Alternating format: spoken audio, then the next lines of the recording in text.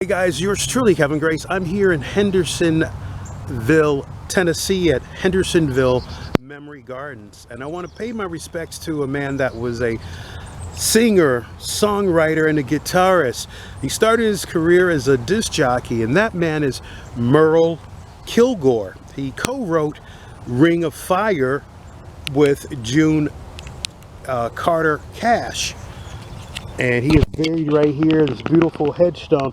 He also was longtime friends and manager of Hank Williams Jr. So I wanted to recognize him before I got out of here. I did come here to do some vlogs on June Carter Cash and also Johnny Cash. So check those out. And I also did something on June's mother Maybelle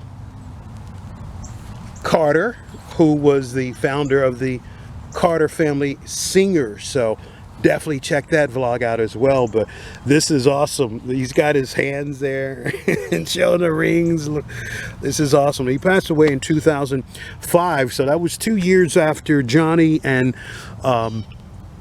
June passed away. And that's cool that he's buried right here in the area. There's some other members of the Carter family. There's June's sister Anita there, and June's mother Maybelle and Edra, her father, buried there, and Johnny Cash's sister is buried there, and I believe that's another sister over there. That's Reba Cash there. But if you like this video, please subscribe down below and feel free to leave comments about Merle Kilgore.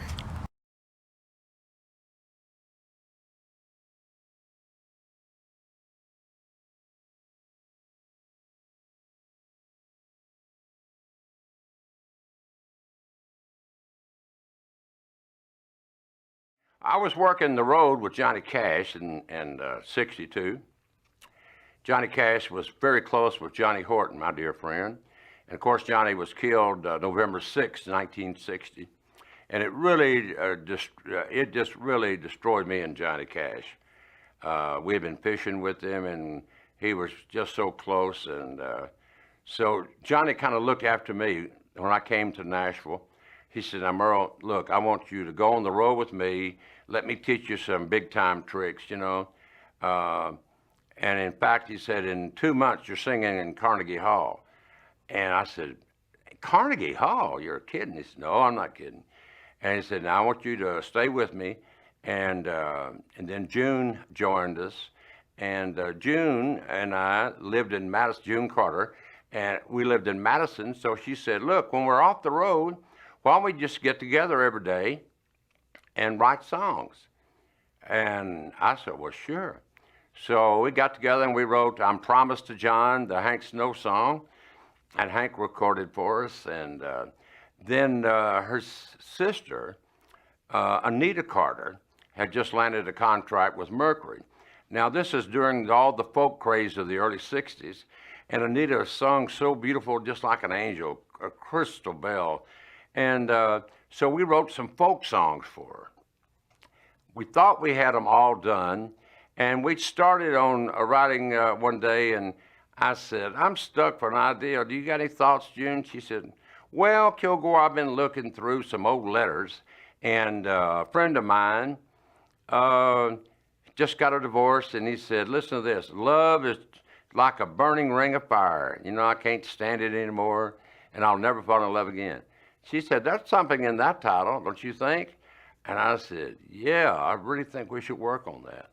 Well, we started on it, and we kind of hemmed, hawed around, and we just never could get started. We got through the first verse and maybe a part of the chorus. And so then I said, "Well, let's just call it a day, and we'll start on it tomorrow." And we had all the songs done for Anita anyway. And she said, "Okay, but I think it's a good idea." I said, "Yeah, I love it." So I went back home, and 2 hours later, she calls and says, "Kilgore, get back over here quick. They need one more song." They threw out somebody else's song. They need one more song on the album. And I told them that we almost had Ring of Fire finished. So I rushed back over there, and I started writing a verse. So when I got there, she had tightened up the first verse, and we got it all together. And we took it down and sung it live to Anita and the musicians, and bang, it was recorded right then. And it was so beautiful the way she did it. It was slow, and it just rolled with the folk guitar. And everybody heard it, loved it. And Johnny Cash told us on the road, he said, "You know what, I dreamed that I heard Ring of Fire with Mexican trumpets, and it was my voice singing."